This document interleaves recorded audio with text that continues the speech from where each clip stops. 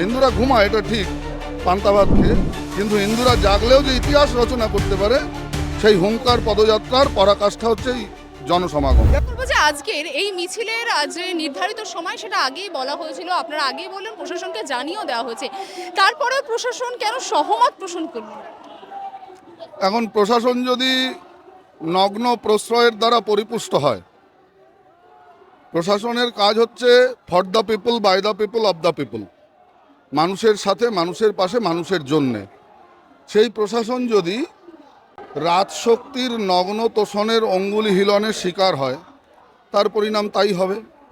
আজকে প্রশাসনের DG, DIG, ADG সবাই নিজেদের মেরুদণ্ড আইএস আইপিএস পড়ে তারা যদি এখন 8 পাস খালি জনগণের প্রতিনিধিত্বে ইলেক্টেড হয়েছে বলে 8 পাস লোকের কাছে নিজের আইপিএস সার্টিফিকেটটা বেচে দেয়, ইউপিএসসি ক্র্যাক করতে হয়, তাদেরকে অনেক পরিশ্রম করে পড়াশোনা করতে হয়, তাদের শিক্ষা, তাদের যোগ্যতাকে যদি যোগ্যতারূপী মেরুদণ্ড যদি বিক্রি করে দেয়, তাহলে এটা অত্যন্ত দুর্ভাগ্যজনক।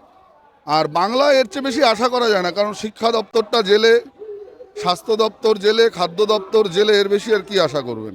আজকে কি দাবি রাখছেন এই মিছিল? দাবি কিসের দাবি? হিন্দুদের এটা নিজেদের হোমল্যান্ড। দাবি কে করে? যে বঞ্চিত হয়। আমাদের এখন বঞ্চিত দখলদারদেরকে সরানোর সময়, আমাদের দখলদারদের সরানোর সময়। দাবি টাবি নেই, আমরাই দাবি তো করে, যার অভাব আছে সে দাবি করবে। আমাদের অভাব নেই, আমরা স্বয়ংসম্পূর্ণ এখনো। অতএব হিন্দু হুঙ্কার পদযাত্রা। একজন বলেছেন না মুর্শিদাবাদের এমএলএ যে হিন্দুরা পান্তা ভাত খেয়ে ঘুমায়, তো হিন্দুরা জাগলে ইতিহাস রচনা করে। হিন্দুরা ঘুমায় এটা ঠিক পান্তা ভাত খেয়ে, কিন্তু হিন্দুরা জাগলেও যে ইতিহাস রচনা করতে পারে সেই হুঙ্কার পদযাত্রার পরাকাষ্ঠা হচ্ছে এই জনসমাগম। আজকের পদযাত্রার কি প্রভাব পড়বে?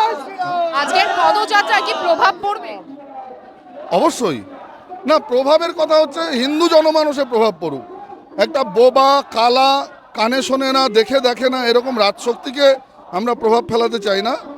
হিন্দু জনমানস দেখছে হিন্দুর ঐক্য, অতএব তারা নিজেদের খোলস কেটে হিন্দু হয়ে বেরোবে, এই পরিচয়ে তারা বাঁচার অভ্যাস করবে। এটাই, এই কারণে হিন্দু হুঙ্কার পদযাত্রা। আপনারা মালদা মুর্শিদাবাদের কথা বারবার বলেছেন, কিন্তু এখনো পর্যন্ত সেখানে মুখ্যমন্ত্রী নিজে যাননি। মালদা মুর্শিদাবাদের কথা আমরা বলছি শুধু না, যেখানে যেখানে হিন্দু লাঞ্ছিত হবে, যেখানে যেখানে হিন্দু বঞ্চিত হবে, যেখানে হিন্দুর দোকান লুট করা হবে, হিন্দুর মন্দির ভাঙা হবে, আমরা সেখানে সেখানে সোচ্চার হব।